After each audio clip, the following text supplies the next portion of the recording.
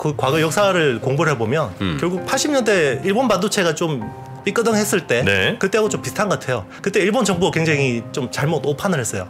우리는 뭐 플라자 합의가 굉장히 일본을 망가뜨렸다고 생각하지만 그 앞에 전초전이 미일 반도체 협정이었거든요. 예. 그게 사실 지금처럼 말도 안 되는 조건들이었어요. 일본의 반도체 펀더멘털이 워낙 좋아서 이 정도는 충분히 커버할 수 있다라고 생각하고 다 들어줘 버린 거예요. 그게 결국은 이제 잃어버린 30년의 어떤 전초전이다. 네. 네. 그리고 이제 국내에서도 저는 외교 전문가하고 산업 전문가, 반도체 전문가들이 뭔가 뭐 협의체를 만들어서 이런 것들을 굉장히 정교하게 정책적으로 대응해야 된다고 생각합니다.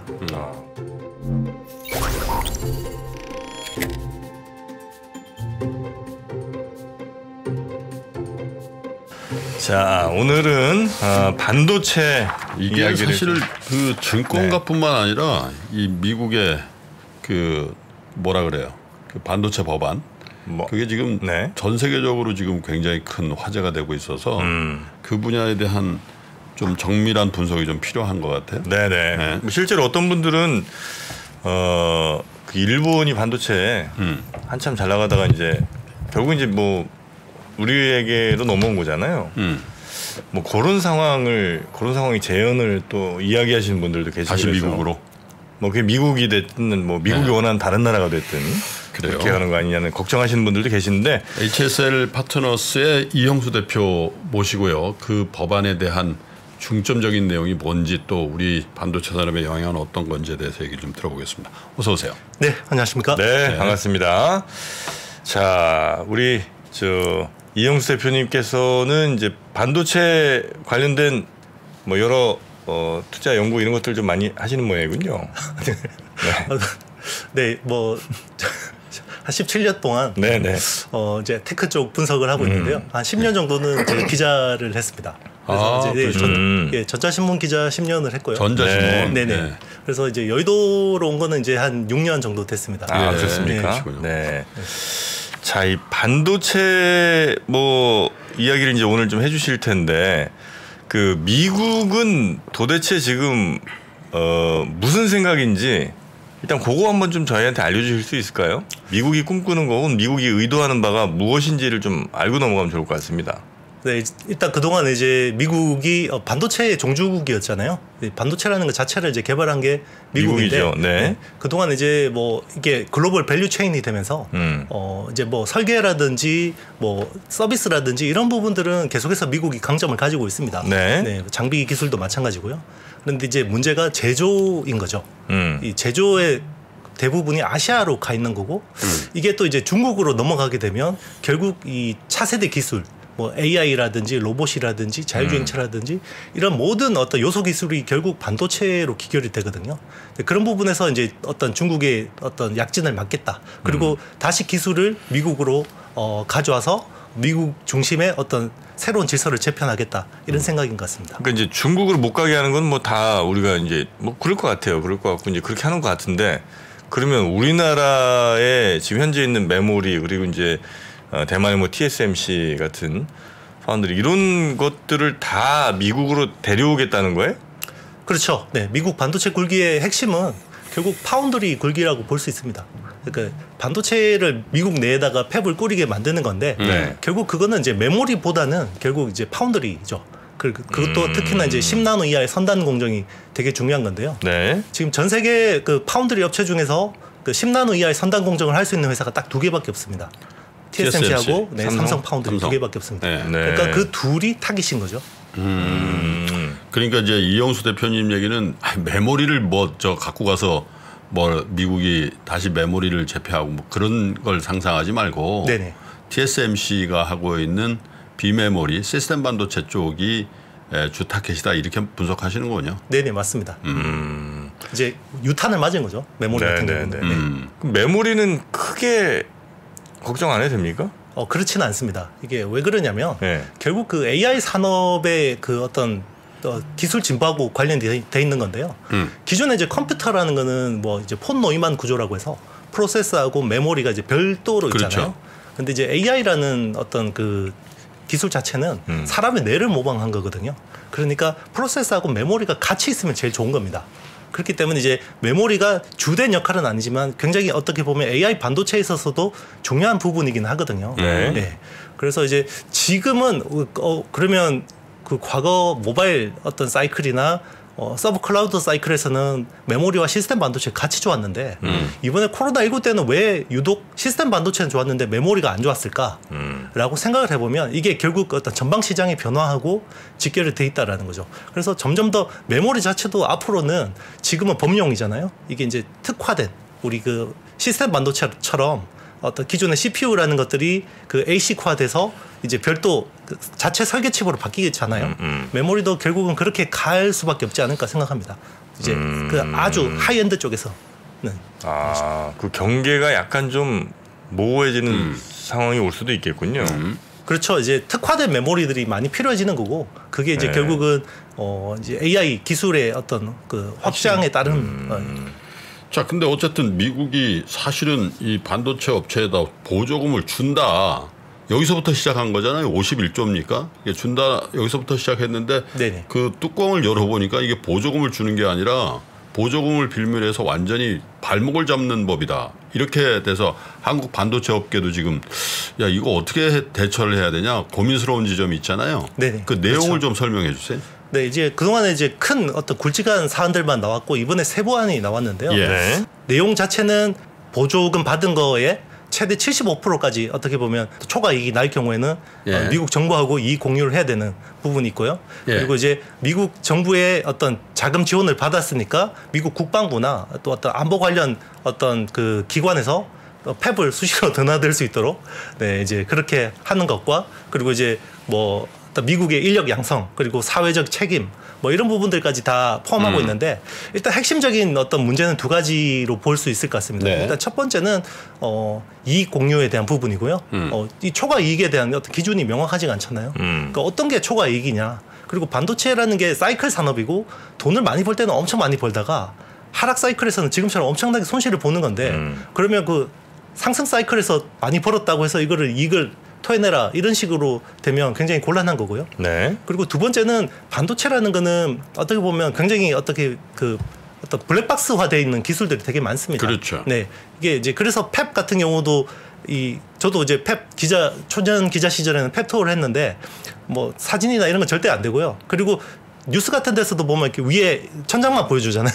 이렇게 막 웨이퍼 돌아다니는. 네, 그렇죠. 절대 밑에 쪽에 사람들이 방진복 입고 있는 라인들을 보여주지 않거든요. 그러고 보니까 그러네요. 네네. 그 블랙박스화 되어 있다는 게 엄청나게 이제 기밀 사항으로 되어 있다는 말씀이신 맞습니다. 거죠? 그렇죠. 네. 암묵지인 거죠. 네. 네. 어떻게 명시적으로 되어 있지는 않지만 굉장히 어떤 노하우들이나 레시피 쉽게 이야기하면 그냥 맛집의 비법 소스 같은 거라고 생각하시면 되는 거거든요. 네, 그런 것들을 수시로 드나들다 보면 기술을 자연스럽게 알 수 있게 되는 여지들이 생기거든요.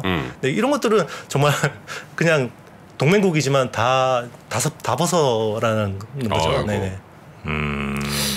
그 어떻게 그렇게 응할 수 있을까요? 우리 기업들이? 쉽지 않은 문제인데요. 네. 일단은 외교를 굉장히 잘해야 될 것 같습니다. 네.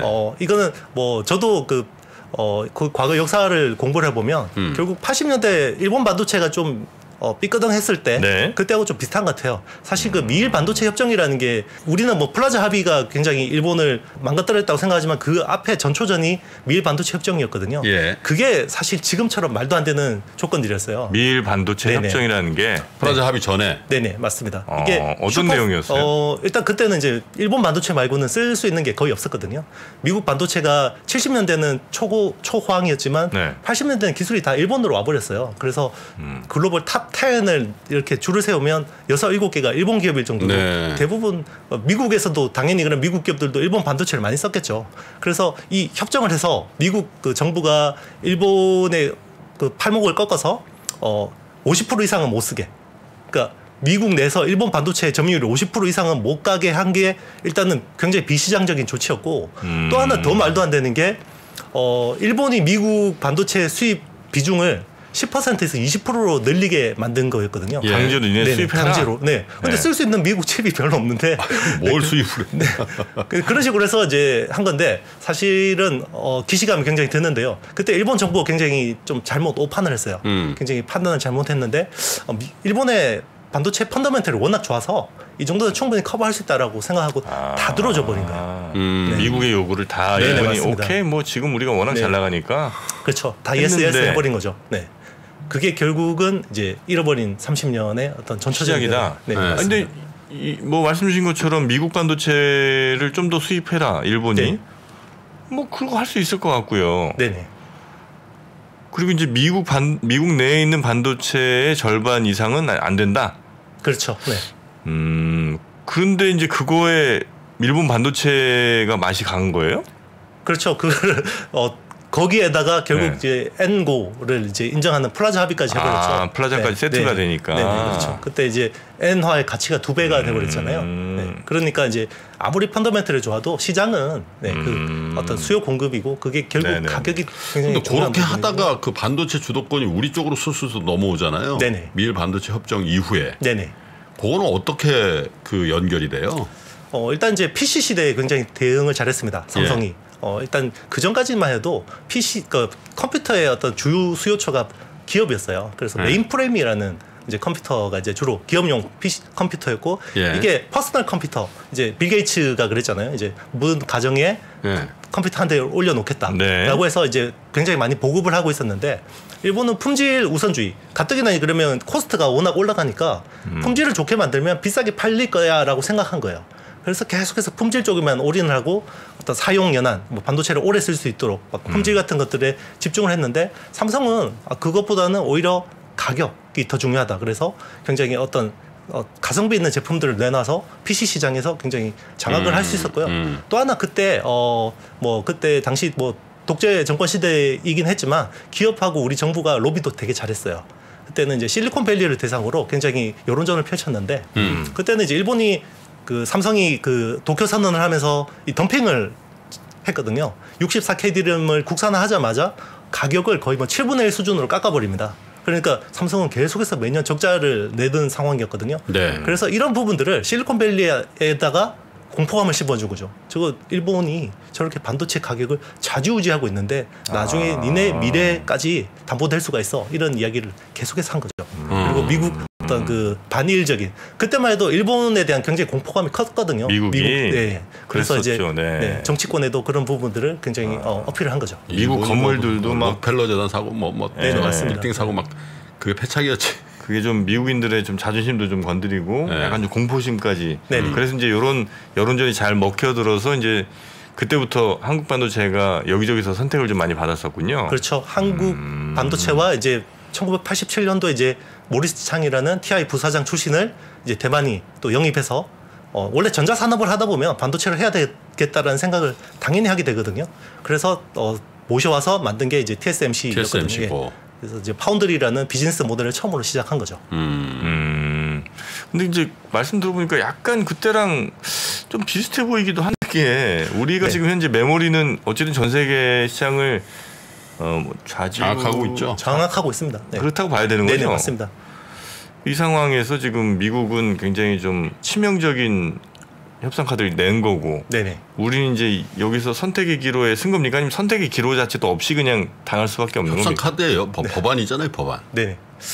뭐 일단 미국의 어떤 서플라이 체인에 들어가는 것은 선택이 아니라고 생각합니다. 네. 일단 필수인 상황이고요. 네. 일단 미국의 질서의 재편 안에 안 들어간다는 건 말도 안 되는 거고 일단은 일본의 전략을 또 열심히 배워야 될 것 같아요. 그때 일본이 그때 큰 실기를 하고 그 뒤에 미국 정계에 굉장히 로비를 열심히 합니다. 지금 사사카와 재단, 평화재단이라는 데가 있거든요. 그러니까 사사카와 류이치라는 이제 A급 전범이에요. 그분이 돈을 많이 벌어서 이제 워싱턴 정가에 재단을 세워서 네. 로비.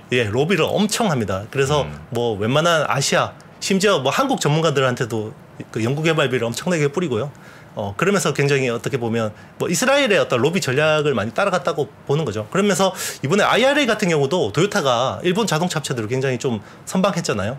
세부 안에서 이제 사사카와 재단의 어떤 역할이 있었을 거다라고 많이 추정하고 있습니다. 그럼 그런 로비 즉 정치적인 뭔가를 해결할 네. 수 있는 거를 우리가 해야 된다는 말씀이신 거예요? 그렇죠. 일단은 우리 정부 입장에서는 지금 이 어떤 안보와 어떤 국방에 연결되는 부분들은 시스템 반도체거든요. 미사일 MCU니 뭐 어떤 AI 어떤 서버 클라우드니 뭐 이런 것들은 다 시스템 반도체 파운드리 쪽인데 자꾸 메모리가 같이 엮여 들어가잖아요. 네. 이거를 계속 별개의 사안이다. 왜냐하면 메모리라는 거는 커머디티 제품이기 때문에 이게 안보에 중요하지 않다라는 것들을 계속해서 어필을 해야 되고요. 그리고 이제 국내에서도 저는 외교 전문가하고 산업 전문가, 반도체 전문가들이 뭔가 뭐 협의체를 만들어서 이런 것들을 굉장히 정교하게 정책적으로 대응해야 된다고 생각합니다. 근데 이제 우리가 갖고 있는 제일 큰 딜레마라는 게 중국이 사실 제일 큰 시장인데 중국에는 저 고품질이라고 해야 되나? 하여튼 제일 그 최첨단 반도체는 팔지도 만들지도 못하게 하는 거잖아요, 지금. 그렇죠. 근데 이게 보조금을 받는 순간 중국의 신규 투자 아예 안 되고. 일단 1년 유예를 받기는 했는데 네. 일단 뭐 다시 또 1년 유예가 될지는 모르겠습니다. 그러면 삼성하고 하이닉스는 거기 공장도 있고 또 네네. 하이닉스는 또 인텔 거도 사놓은 게 있잖아요. 네네, 그렇죠. 그 공장들은 어떻게 되는 거예요, 그냥? 공장의 가치가 뭐 반토막 이상 낮다고 봐야 되는 거죠. 왜냐하면 반도체 팹이라는 거는 업그레이드를 안 하면 그 사용 가치가 굉장히 떨어질 수밖에 없거든요. 네. 삼성 같은 경우는 이제 낸드 플래시 라인이에요. 낸드 플래시는 좀 더 덜 할 수 있는데요. 디램 같은 경우는 이제 SK 하이닉스 가지고 있는 우시 라인 같은 경우는 전체 생산의 43%를 차지하거든요. 근데 디램은 지금 테크 마이그레이션, 그러니까 기술 어떤 진보를 하지 않으면 그 어떤 팹의 사용 가치가 굉장히 떨어질 수밖에 없습니다. 이게 왜냐하면 앞으로 EUV라든지 이런 첨단 공정을 계속해서 적용을 해야 되는 상황이거든요. EUV 못 들어가잖아요. 못 들어갑니다. 네. 단 한 대 EUV 장비도 중국 땅을 밟지 못했거든요. 네. 그럼 뭐 앞으로 그 공장을 갖고 있는 삼성전자나 하이닉스는 특히 하이닉스 같은 경우는 굉장히 타격이 좀 아프겠네요, 하여튼. 그렇죠. 네. 그래서 뭐 좀 사실 삼성전자하고 SK 하이닉스를 같은 동일 선상에 놓고 보면 지금은 삼성이 좀 더 유리한 상황이고요. 그래서 삼성이 좀 더 뭔가 우리 국가적인 차원에서도 뭔가 카드를 쥐려면 결국 3나노 기술을 성공해야 됩니다. 3나노 게이트 올 어라운드라는 기술을 성공해야지 이게 뭔가 그 어떤 지렛대로서 쓸 수 있는 어떤 카드가 될 것 같습니다. 삼성이나 이제 하이닉스가 워낙 그 디램 쪽에 강자니까 우리가 걱정은 물론 이제 삼성이 TSMC를 추격하는 것도 희망을 갖습니다만 그거는 사실 3, 4년 동안의 경험상 그렇게 쉬운 일이 아니라는 것들에 대해서 우리 대부분 인정을 하잖아요. 그렇죠. 네. 근데 이제 그 메모리 쪽에 디램 쪽에 이 압도적인 이 시장 지위를 이 법에 의해서 미국 혹은 일본으로 다시 롤백하는 거 아니냐. 이 부분에 대한 걱정이 실제로 굉장히 큰가요? 취재해보면 어떻습니까? 삼성이나 SK 하이닉스 쪽. 일단 이제 뭐 디램이 다시 뭐 일본이나 뭐 다른 국가로 갈 가능성은 기술의 주도권이 갈 가능성은 굉장히 낮아요. 네. 왜냐하면 일단 이제는 신규 플레이어가 진입해서 뭔가 기술을 가져가기가 굉장히 어려운 과거하고 굉장히 상황이 다르고요. 그리고 과거에는 어떤 그 요소 기술들을 몇몇 개만 있으면 충분히 어떻게 따라잡을 수 있는 상황인데 지금은 기술의 복잡도라든지 이런 것들이 너무 이제 쉽지 않은 상황이고요. 대신 이제 낸드 플래시는 조금 다릅니다. 낸드 플래시는 중국 같은 YMTC 같은 업체들이 생각보다 추격하는 속도가 빠르거든요. 그래서 낸드 플래시는 조금 상황이 다른 걸로 보입니다. 그 미국 내 공장 만들고 보조금 받는 거잖아요. 네네. 근데 보조금 받으면 초과 이익도 다 뭐 정부랑 공유해야 되고 기술도 보여줘야 돼. 하여튼 굉장히 이건 좀 문제가 많잖아요. 그렇죠. 미국에 공장 안 지으면 안 돼요? 그러면 이제 그거는 미국의 어떤 질서에 들어가지 않겠다라는 의도로 될 수 있기 때문에 그건 훨씬 더 큰 후폭풍이 뭐가 있을지 모르지만 네네. 엄청나게 더 큰. 그렇죠. 왜냐하면 우리 반도체가 제조는 어떤 굉장히 경쟁력이 있지만 결국 장비의 거의 50% 기술, 특히나 전공정, 어플라이드 머티리얼즈, 램 리서치, K-ray 같은 업체들 없이 만들 수가 없거든요. 그러니까 그거를 만약에 장비 안 줘버리면. 네네 맞습니다. 그리고 이제 설계 툴, 그러니까 EDA 툴이라고 해서 설계하는 툴이 또 되게 중요한데요. 그게 이제 미국의 시놉시스나 케이던스 같은 업체들 꽉 쥐고 있습니다. 그거를 만약에 잘라버리면 그것도 우리 반도체가 단 한 발도 나갈 수가 없는 거죠. 하기야 뭐 인텔의 CPU 같은 것도 마찬가지겠죠. 네네 맞습니다. 그러면 뭐 엄짝달싹 못하네. 뭐 기대할 수 있는 게 별로 없네요, 그죠? 그래서 일단은 메모리하고 파운드리를 계속해서 별개의 사안으로 다루는 전략이 필요할 것 같고요. 그리고 이게 사실은 저는 좀 약간 뇌피셜이긴 한데요. 삼성 파운드리 분사를 좀 촉발시킬 수도 있다고 생각합니다. 메모리하고 시스템 반도체를 좀 별개의 사안으로 다루자. 이런 식으로 이제 계속해서 미국을 설득할 수밖에 없지 않을까 생각합니다. 그래서 하여튼 삼성 메모리, 삼성 파운드리. 네네 맞습니다. 왜냐하면 테일러에 투자하는 건 파운드리잖아요. 네. 그러니까 이제 파운드리는 뭐 초과이익 나중에 나면 좋은 거고 그리고 이제 뭐 파운드리 팹이 일단 뭐 중국이나 이런 쪽에 많이 뭐 돼 있진 않으니까 네. 지금 메모리하고 계속 같이 엮이다 보니까 우리가 계속해서 피해를 보는 상황 같습니다. 그러니까 미국은 사실 메모리까지 그렇게 막 쥐잡도 잡을 건 아니고 그렇죠. 핵심 파운드리군요. 네 맞습니다. 결국은 이제 파운드리 기술이 결국 뭐 어떤 우주 항공, 국방, 뭐 어떤 미사일 이런 쪽으로 다 직결되는 그러니까 기술이라서. TSMC가 아리조나인가요? 거기 뭐 네네. 대규모 공장에서 바이든이 갈만한 상황이 만들어진 맞습니다. 거네. 그렇죠. 네? 당초 모리스 창이 처음에는 이제 미국 반도체 굴기 이야기를 했을 때 굉장히 부정적으로 이야기를 했었거든요. 네. 그러더니 그 어떤 일부 시간이 지나더니 갑자기 굉장히 적극적이 네, 됐죠. 적극적으로 원래 투자의 2배, 3배까지 투자하겠다라고 바뀐 게 뭔가 보이지 않는 손이 있지 않았을까 하는 생각이 힌트를 준 듭니다. 거라 이거죠. 네네, 빨리 맞습니다. 하는 게 좋을 걸. 네네. 그건 사실 그 미국의 입장에서는 그 미국의 어떤 인도 아시아, 인도 태평양 전략에 네네. 대만선이 있잖아요. 네네 맞습니다. 근데 중국도 그 부분에 대해서 뭐 사실 어떤 행동을 할지 모르니까 만약에 대만이 중국 쪽으로 이렇게 기울어지는 그런 형국이 된다면 그야말로 미국은 국가 안보를 굉장히 크게 위협받는 상황이 될 거라는 그런 안보에 관련된 그러니까 이게 반도체가 곧 안보라고 생각하는 그 인식이 바뀌지 않는 이상 아마 대만 쪽의 그 부분은 앞으로도 계속 압박이 될 것 같죠. 그렇죠. 네, 굉장히 어떻게 보면 핵심적인 말씀을 하셨어요. 네. 그러니까 최근에 워런 버핏이 그러니까 작년에 어떤 TSMC 주식을 샀을 때 샀다가 다시 팔았잖아요. 네네. 그때 샀을 때 이제 어떤 이야기가 있었냐면 이제 중국이 대만을 침공할 가능성이 굉장히 낮아졌겠구나라고 네. 생각했는데 최근에 86%를 팔았잖아요. 다시. 그거는 다시 대만이 지정학적 리스크가 높아진다라는 거고 그거는 TSMC가 없으면 결국 삼성 파운드리밖에 대안이 없잖아요. 그런 부분들을 또 우리가 어필할 수 있는 카드가 될 수 있다고 생각합니다. 그래서 미국 입장에서는 다변화를 하기 위해서는 삼성 파운드리를 키워야겠구나. 네, 그런 좀 니즈들이 있을 것 같습니다. 메모리 가격 지금 바닥인 거는 이거랑 그럼 별로 무관한 거예요? 뭐 무관하진 않죠. 일단은 이제 뭐 코로나19 어떤 팬데믹 상황과 그리고 이제 미중 패권 전쟁에서 반도체가 끌려 들어간 거 그리고 러시아 우크라이나 전쟁들 이런 것들이 복합적으로 다 작용을 해서 지금 이제 어떤 그 지금 메모리라는 거는 어떻게 보면 원유보다 더 기초 원자재라고 생각하시면 됩니다. 네. 그러니까 2013년 이후로 중국이 원유 수입액보다 반도체 수입액이 넘어섰고 계속해서 계속 커지고 있거든요. 그러니까 이제 메모리 반도체는 그저 기초 경기 원자재고 이게 중국 경기가 반등하면 당연히 또 좋아질 수밖에 없는 겁니다. 그렇기 때문에 저는 뭐 올해는 충분히 반등 할 수 있다고 생각합니다. 반도체 가격이요? 네네 맞습니다. 뭐 재고가 사상 최대라며요. 네네.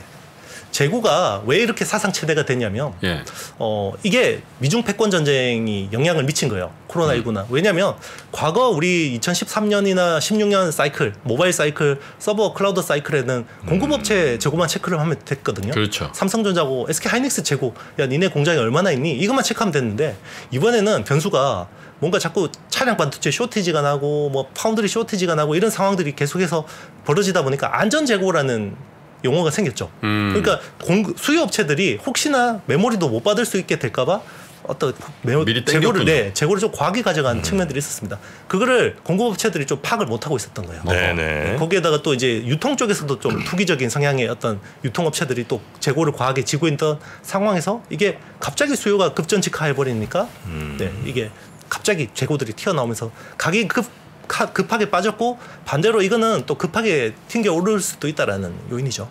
근데 그렇게 보는 시각도 있고 또 반도체 전문가 일부는 특히 작년 하반기에 주로 이제 서버 디램 쪽 수요겠죠. 네네. IT 회사들 갖고 갈 이유가 없었는데 거래 관계 때문에 어쩔 수 없이 갖고 간 부분들이 아직 적체가 돼 있다 이렇게 보는 시각도 있더라고요. 네네 맞습니다. 보통 이렇게 수요 사이클이 꺾이면 스페셜 딜이라고 해서 그러니까. 그 시가보다 훨씬 더 싸게 해서 이 영업 쪽에서 막 밀어내는 물량들이 있거든요.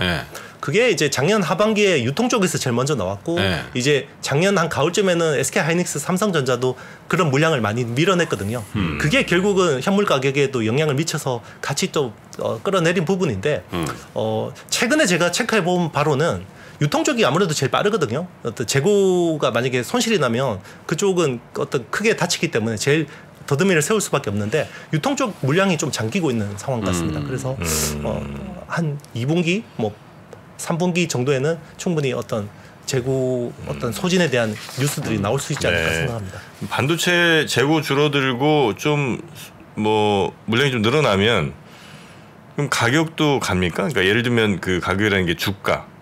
그렇죠. 주가는 선행합니다. 그 반등하는 것보다. 그러면 주가는 네네. 이미 선행을 했었어야 되는 거죠? 그래서 바닥을 찍고 어느 정도 이제 올라온 거죠. 그게 지금 이제 네.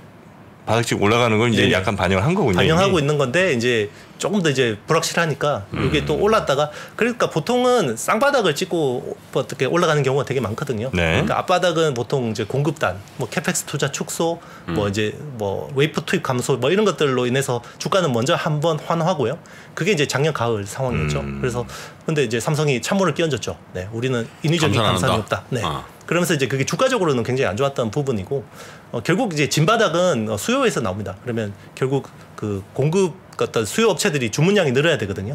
그러면 그게 어느 정도 재고가 소진됐다라는 시그널입니다. 그럼 그때 되면 이미 주가는 많이 올라 있습니다. 그 중국의 리오프닝이라는 게 그거의 촉매 역할을 할 것이다. 네네 맞습니다. 근데 반도체 수출하는 데는 지장 없어요? 중국에? 지금까지는 뭐 일단 메모리 뭐 수출 자체를 가지고 뭐 문제를 삼고 있지는 않는데요. 이게 뭐 더 확대되지 않도록 계속해서 뭐 관리하는 수밖에 없을 것 같습니다. 네, 이런 것들은 이제 사실 정치와 외교의 영역이거든요. 그 전기차 시장은 뭐 확대될 게 뻔하잖아요. 네네. 그래서 뭐 배터리에 대한 기대도 굉장히 많고 또 주가도 많이 올랐는데 전기차 쪽에 기회가 있다라고 느끼시는 분은 전력 반도체 네네. 얘기를 많이 하더라고요. 또 네네. 대표님도 그런 얘기 하셨잖아요. 네네. 어떤 상태예요? 그리고 어떤 정도의 관심을 가져야 되는지. 일단 이제 에너지 전환하고 직결되는 이제 반도체 기술이라고 생각하시면 됩니다. 네. 기존에 이제 화석 연료 에너지가 이제 신재생 에너지로 바뀌고 그리고 이제 내연기관 차가 이제 전기차로 바뀌잖아요.